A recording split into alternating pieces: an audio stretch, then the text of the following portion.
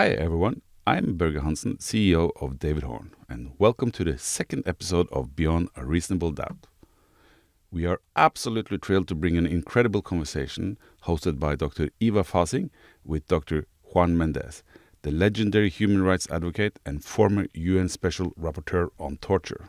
We caught up with Dr. Méndez in New York during the launch of the groundbreaking UN Manual on Investigative Interviewing for Criminal Investigations. Get ready to deep dive as we explore Dr. Méndez's pivotal role in creating guidelines that align police interviewing techniques with human rights standards. We'll discuss the ethics of modern policing and we'll reinforce the absolute ban on torture. It's an inspiring and fascinating conversation you don't want to miss. Let's get started.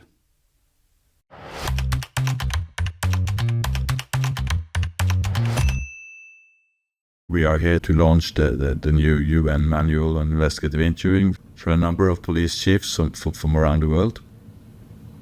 And I remember, you have to correct me if I'm quoting you wrong now, but when this manual was validated in November, you were part of that validation meeting. Yep. And I remember you said something like this, that, because I think initially I said that if it wasn't for the Méndez principles, it would be harder to get this UN manual. But then you said something that you kind of turned it around and said the manual validates the principles.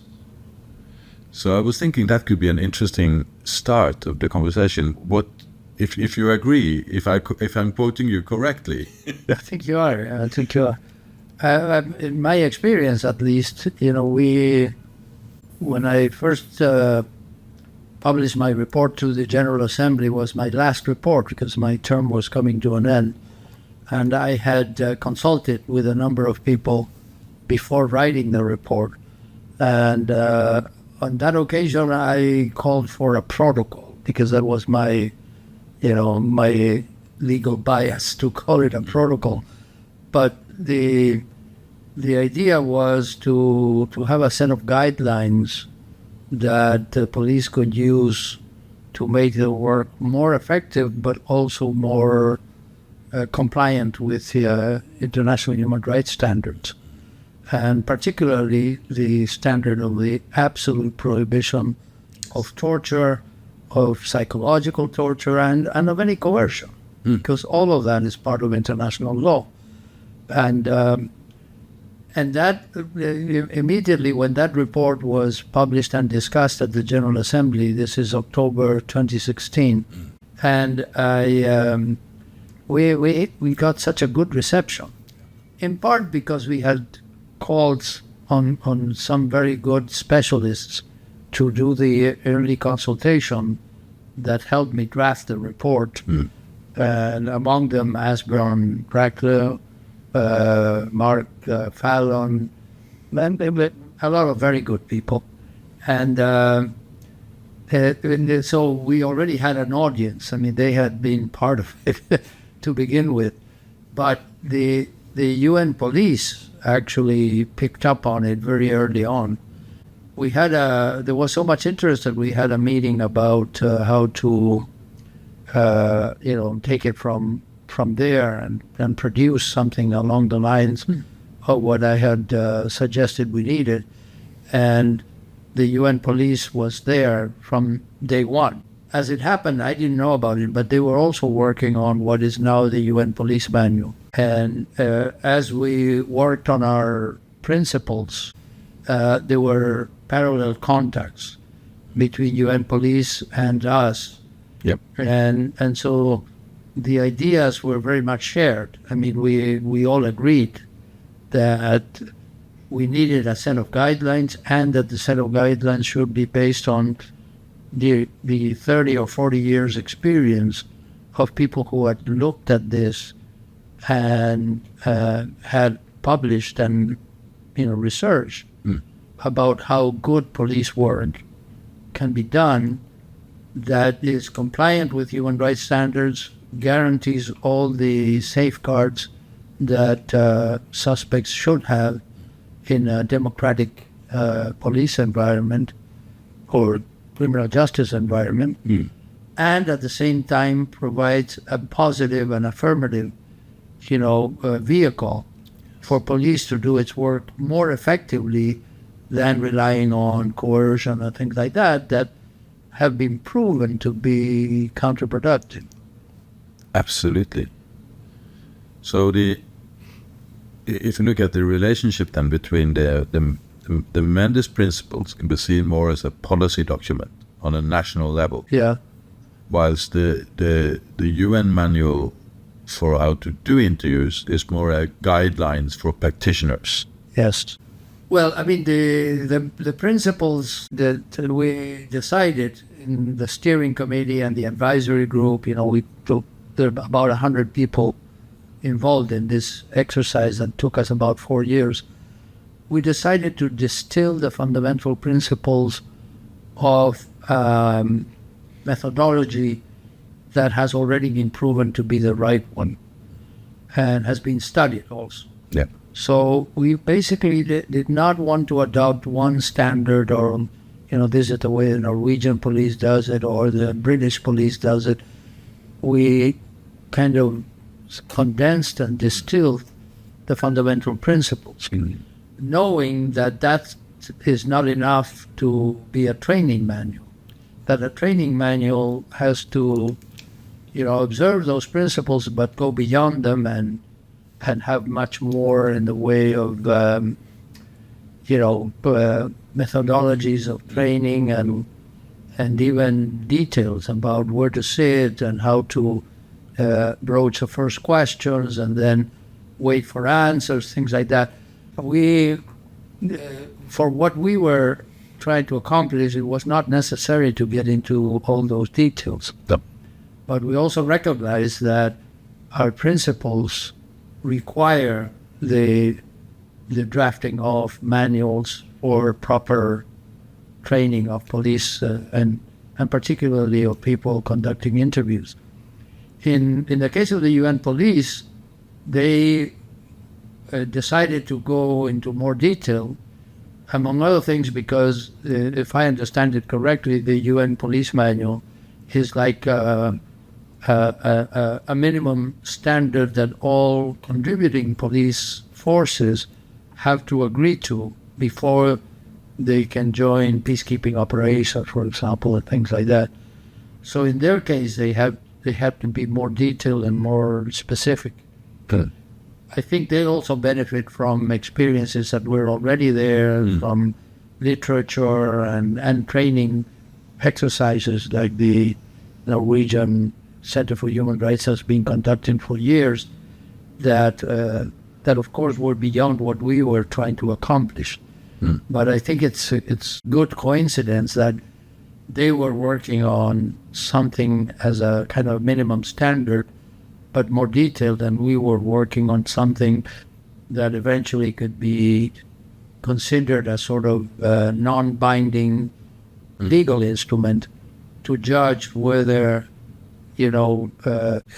interviews with suspects, with witnesses, and with victims was conducted appropriately under, kind of standards that could be universalized. Exactly. I think you're right. I think that's like my good friend Asbjørn sometimes like to say, is that when you take away a tool from a practitioner, no matter something else, no matter if it's illegal, it was his tool. Yeah. And so you have to replace it with something that can work. And that's... Yeah, I heard Asbjørn say you have to give the policeman alternatives. Yes. And alternatives that are, human rights compliant, but that are also more effective. So you have to start by understanding what the whole purpose of the interview is. Exactly. And I also heard Asbjørn say, the purpose of the interview is to get to the truth. It's not to obtain a confession. It's to get to the truth. Exactly. And to get to the truth while also observing all the procedural guarantees and safeguards. And I think that's exactly what we are trying to do with this. We have discarded the word truth also, actually. Really? Because very often when that's put into practice, that ends up with the police version of the truth. They think they already know the truth, Yes. and they just want you to confirm it. So and this was very important when we did this kind of change in Norway 25 years ago, was to say that the purpose is to gather accurate and reliable information Yes. with relevance to the matter of investigation. Yes. So every time there came up some kind of deviant idea, you just kind of matched it towards What the purpose. there? Will this foster accurate and reliable and lawful behavior, or will it do the opposite? Exactly. And that's why in our principles we talk a lot about avoiding confirmation bias, because you're absolutely right that perhaps people who conduct interviews pursuant to the old model Exactly. think that they're after the truth, Yeah.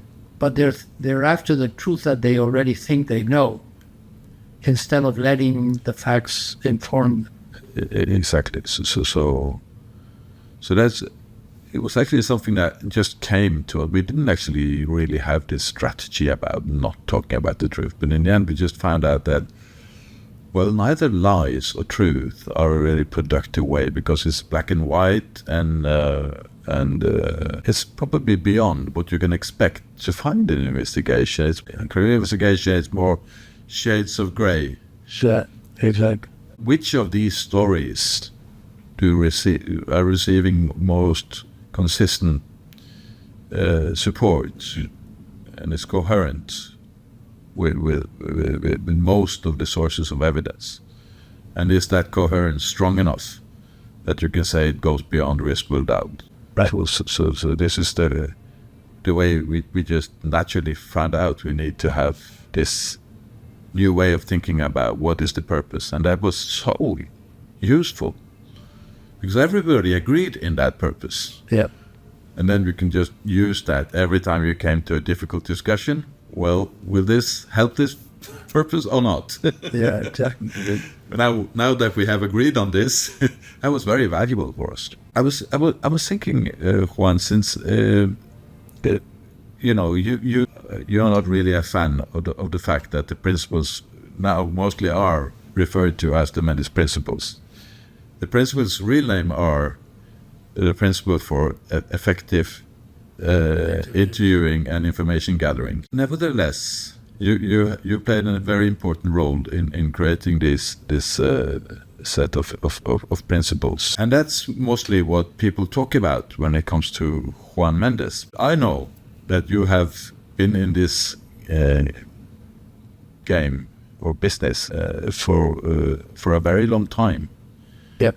And I wondered if it was possible for you to tell a little bit about how did it come around that you actually spent so much of your life in these questions. I was studying law in Argentina when we were undergoing a certain, period, one of many periods of turmoil in my country. And there were military dictatorships, not as bad as the last one, but not good either.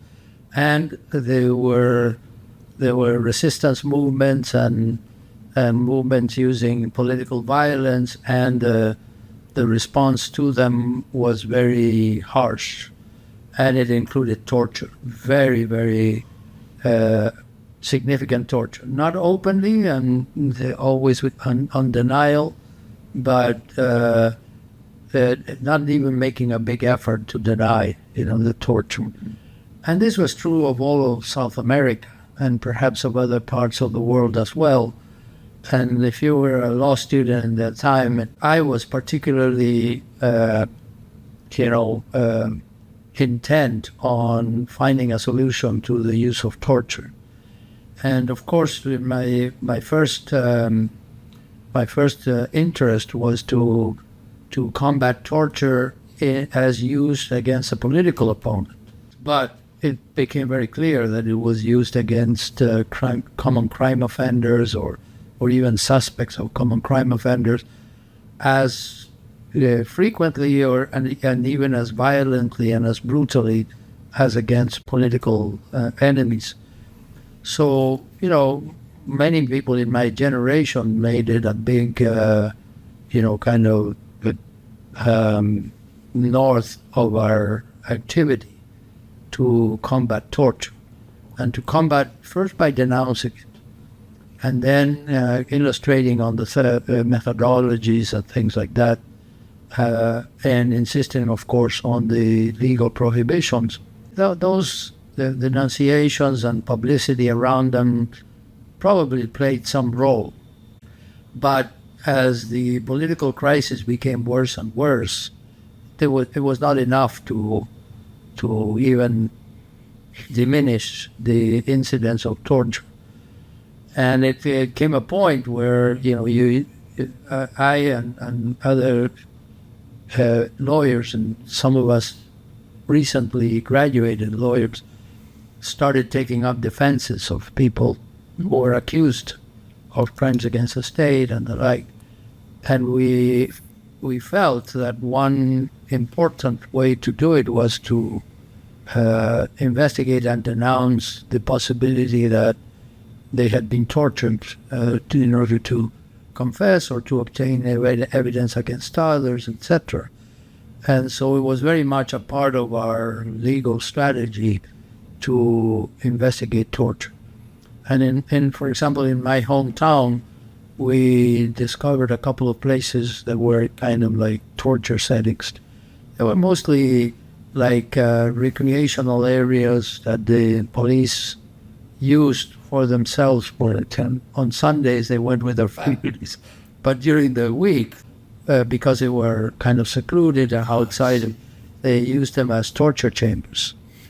And of course, we discovered them because common crime offenders came to us and told us, "This, you want to find a place, this is where it is." And we actually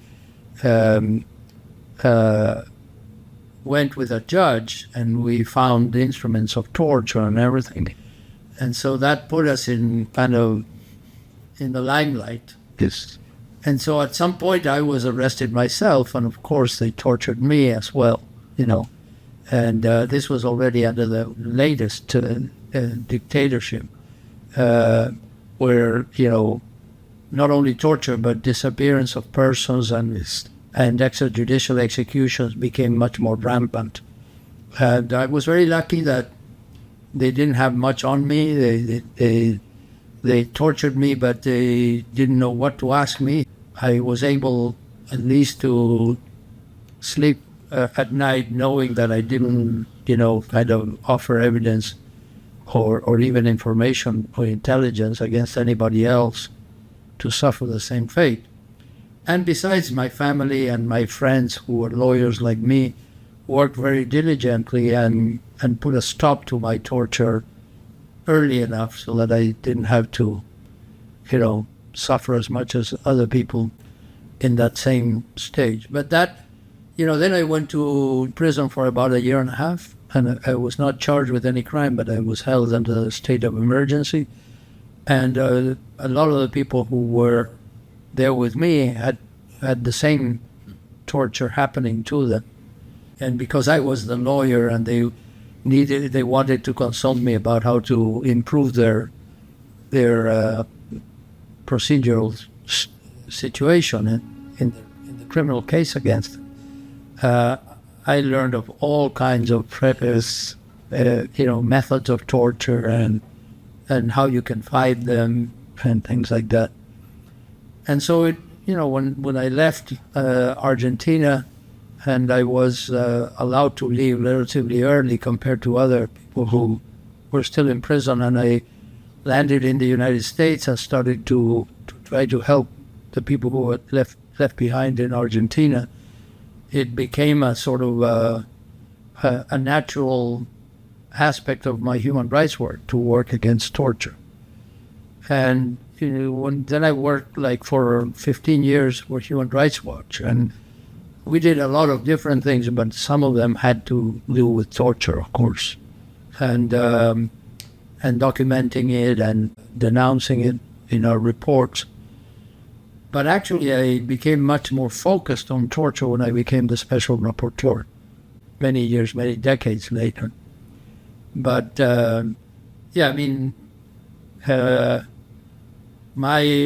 came to it through this circuitous route and kind of long route. But of course, my predecessors in the rapporteurship and my successors in the rapporteurship have come at it from different angles.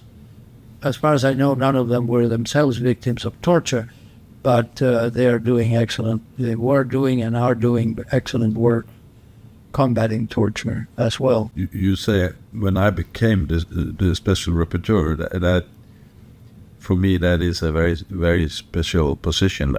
How do one become that? How did it happen for you? Well, in my case, this was 2010, and by then the Human Rights Council had been already created, and the whole way of appointing people to the different special procedures, as they're called, had become uniform. And so when an opening was there, and Manfred Nowert, who was my immediate predecessor, his second term was coming to an end, and you can't hold the position for more than 2 terms of 3 years each. So the Human Rights Council actually opened the process of kind of asking people to suggest names or to apply themselves. And 3 NGOs from the South, from Brazil, Argentina, and Chile, suggested my name. And because I had been, for many years working with Human Rights Watch, then with the International Center for Transitional Justice, then I was at the Inter-American Institute on Human Rights, and I actually had been Kofi Annan's Special Advisor on Prevention of Genocide. So my background seemed interesting, and so they appointed me.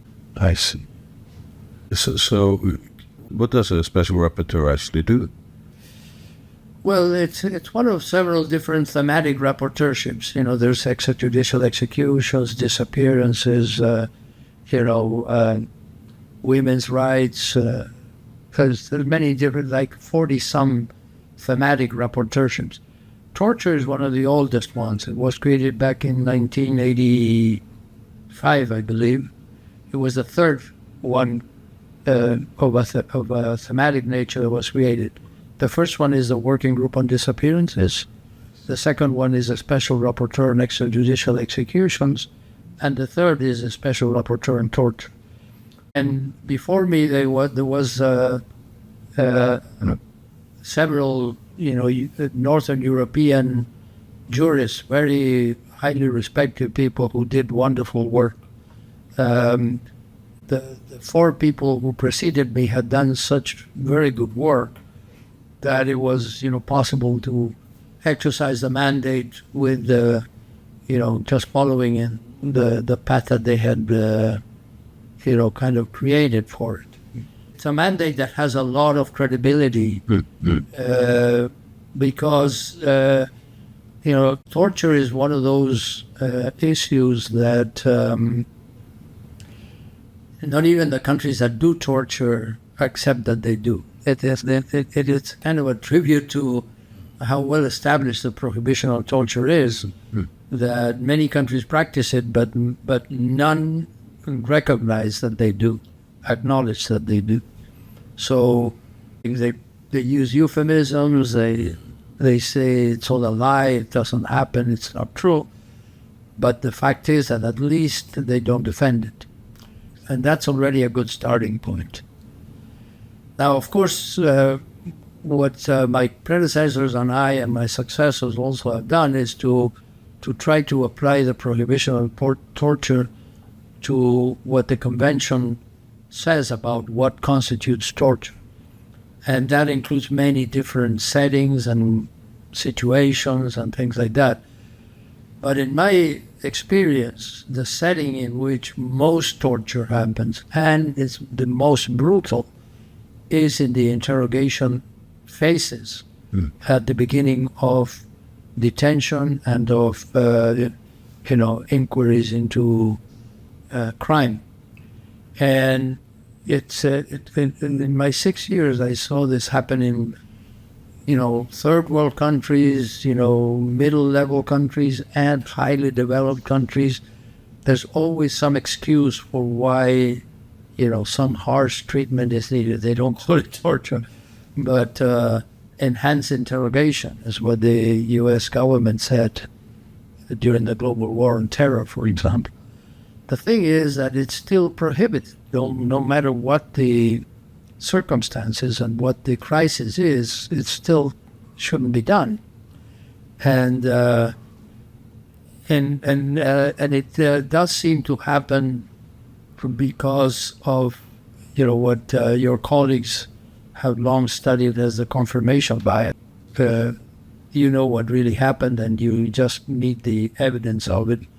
And if the evidence comes in the form of a confession, that's the best piece of evidence possible.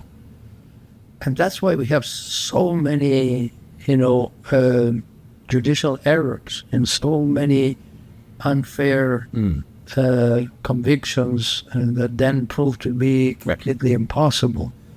And so coming up with a better way of doing the inquiry is perhaps the best tool that we have for preventing torture. Yep, absolutely. I completely agree.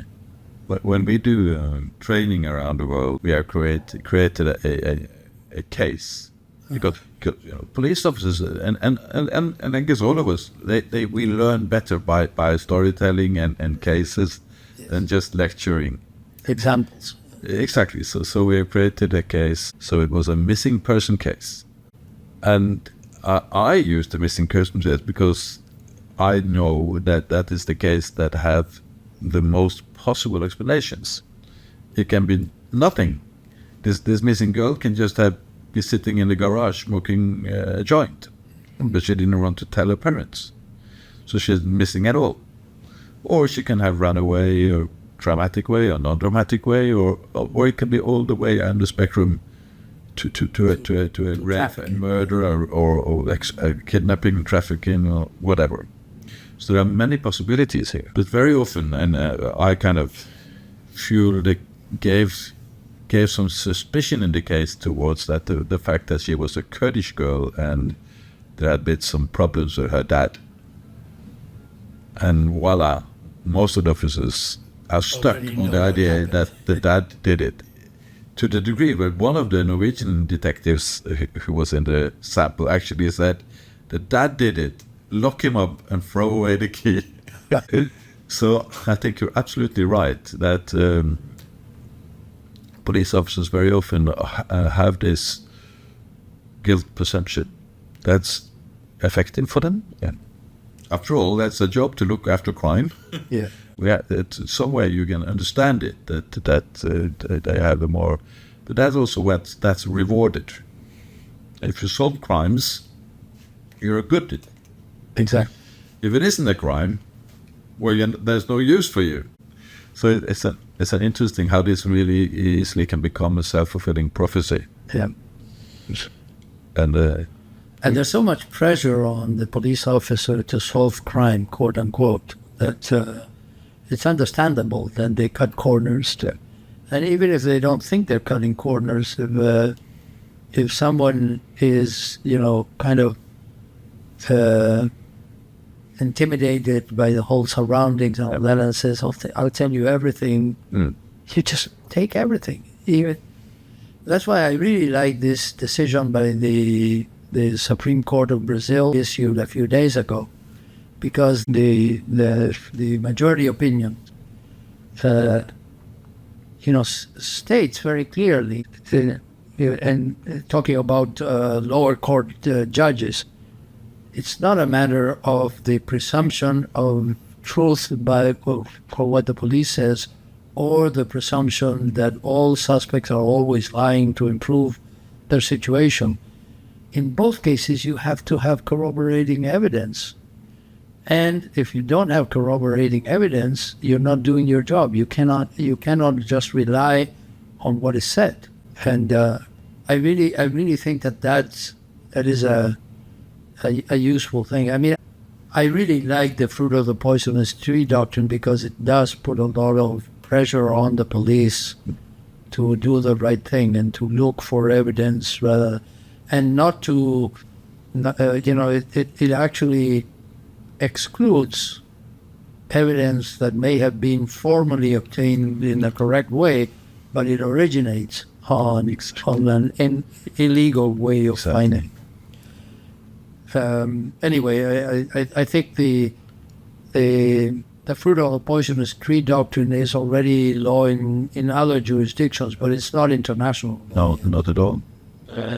No, I mean, the Convention Against Torture does mandate the exclusion of the confession, but it doesn't mandate the exclusion of successive evidence. Not yet, anyway. I remember also one of the guys who inspired me when I was starting this work together with Asbjørn in Norway 25 years ago was the ruling by the late Chief Justice Earl Warren. Yeah, of course. I think that was back in 59. Okay. Where he said something that, well, one thing about these involuntary confessions is, of course, their inherent untrustfulness. But the even more problematic thing about it is the fact that officers of the law are systematically breaching the law to uphold the law. And then, in the end, they become a bigger problem than the problem they're actually trying to fight. And that's a very good way of putting it. Absolutely. I mean, those of us living in global South, where the state is always underfunded and even the police is underfunded, you can understand how they think that they're upholding the law by breaking the law. And then it becomes a vicious circle. And the tolerance for torture becomes tolerance for corruption as well. And so, the police tortures the people who don't have the wherewithal to, bribe them. But they look the other way with very serious crimes when the money is there. Societies cannot rely on police forces that are so inherently broken down that way. And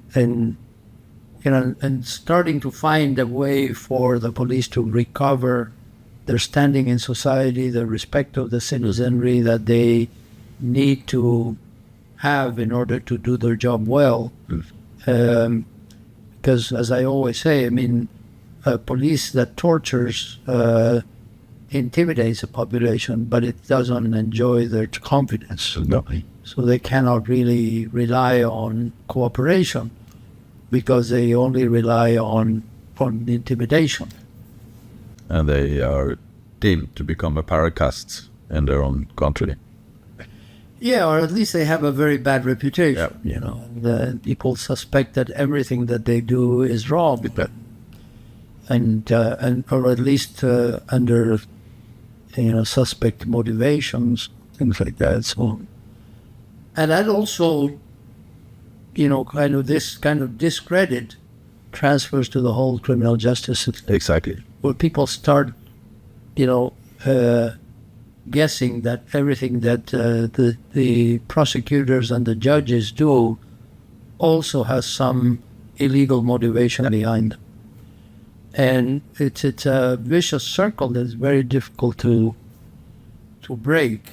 But I think starting with, a methodology for investigating crime that gets better results while at the same time respecting complying with prohibitions on ill treatment is probably one angle to start, to recover this kind of civic trust that we need.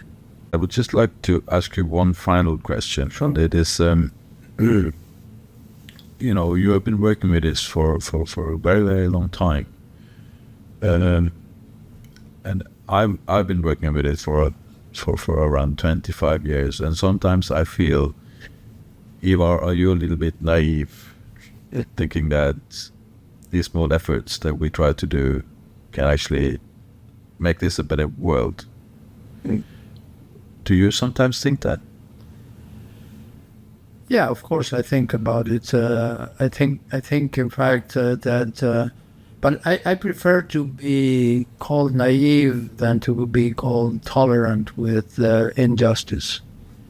So I have to keep the faith that there are ways of improving, in discrete and limited aspects, but improving the circumstances that we live in.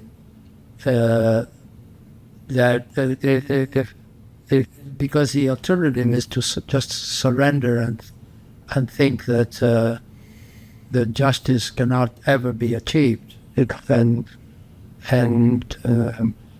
in the meantime, I also feel that even for everybody who calls me naive, that torture is not inherently necessary in the investigation of crime, I can come back with examples of saying, but look, it results in injustices, it results in, the justice system having to, throw everything out and release people, maybe people who should not be released, but you're prejudging and harming the justice system by using, illegal means. And also, and I always insist on this larger point, that for the state to function effectively, and particularly the criminal justice system to function effectively, both the court system, the prosecutors, and the police have to enjoy the confidence and the civic trust of the population that they serve. And if you jeopardize it by using illegal means, you're actually doing a disservice to your own mission. Thanks a lot. No, thank you. Great conversation.